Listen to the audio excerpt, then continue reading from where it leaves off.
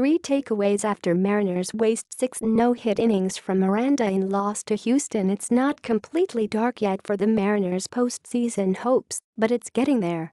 Tuesday's 3-1 loss to Houston is just one more example in a season filled with too many not quite enoughs. Ariel Miranda more than matched the Astros' shiny new weapon, Justin Verlander, by pitching 6 no-hit innings. And it wasn't enough. It wasn't enough. We need to score more runs, designated hitter Nelson Cruz said. That's the bottom line.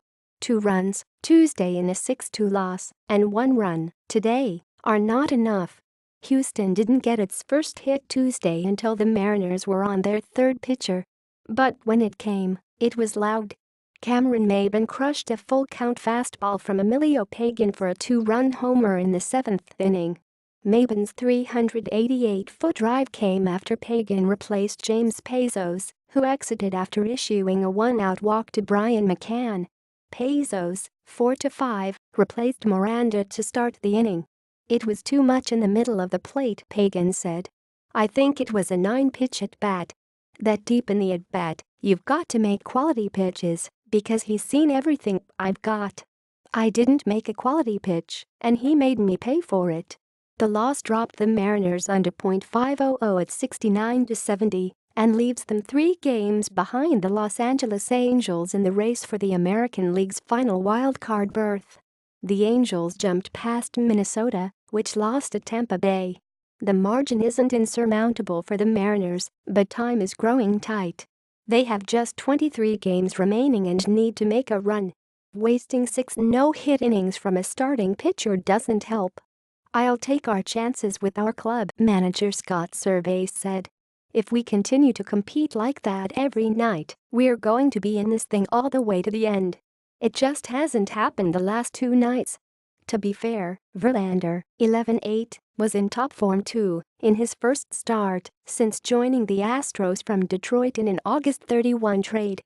He limited the Mariners to 1 run and 6 hits over 6 innings, while striking out 7 and walking 1. Joe Musgrove and Ken Giles protected Houston's lead over the final 3 innings. Giles struck out the side in the 9th inning for his 29th save. As for Miranda, he threw a career-high 112 pitches and walked 6, while allowing 1 run. It was a rocky ride at times.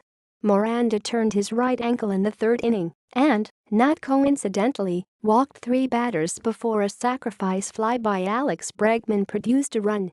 "I just slipped a little bit and rolled the ankle," Miranda said. "I lost a little bit of control there. I lost some concentration and rhythm. Fortunately, I was able to get it back." With 2 outs in the 5th, Miranda reached out barehanded for a Bregman grounder with a runner at first. Miranda deflected the ball to second baseman Robinson Cano, who tagged second for the force. Miranda also barehanded Carlos Correa's 1-out hopper in the 6th inning. This time, Miranda made a clean grab and threw to first for the out. The Mariners then had a chance to position Miranda for a victory after Cano opened the 6th with a liner that appeared to strike Verlander in the midsection. The ball caromed toward the third baseline for a single. Cruz followed with a single that moved Cano to second, but Kyle Seager, who tied the game with a homer in the 4th inning, grounded into a first short pitcher double play that moved Cano to third. Verlander broke immediately for first base to take the throw from Correa for the 2nd out. The inning ended when Mitch Haniger took a 3rd strike. "You do need to have a clutch hit here," Servais said, "a big rally, and put a crooked number up there." It didn't happen, and it's getting dark. 3 takeaways, Cano ×3, want a silver lining in what was otherwise a pretty dismal offensive performance. Cano had 3 hits in 4 at-bats and is 9 for 17 in his last 4 games. It's hard to see the Mariners mounting any kind of run over the final 3+ weeks without a productive Cano. Barehanded grabs, Miranda twice reached for ground balls with pitching hand. Once, he deflected the ball to Cano, who turned a play into an out. The other time, Miranda caught the ball cleanly and threw to first for the out. Asked what drill in PFP, pitcher's fielding practice, calls for a pitcher to use his pitching hand to grab a grounder, Miranda smiled. "It was just a reaction play," he said. "My glove was a little farther away, so the closest thing to it was my hand. So just go with that."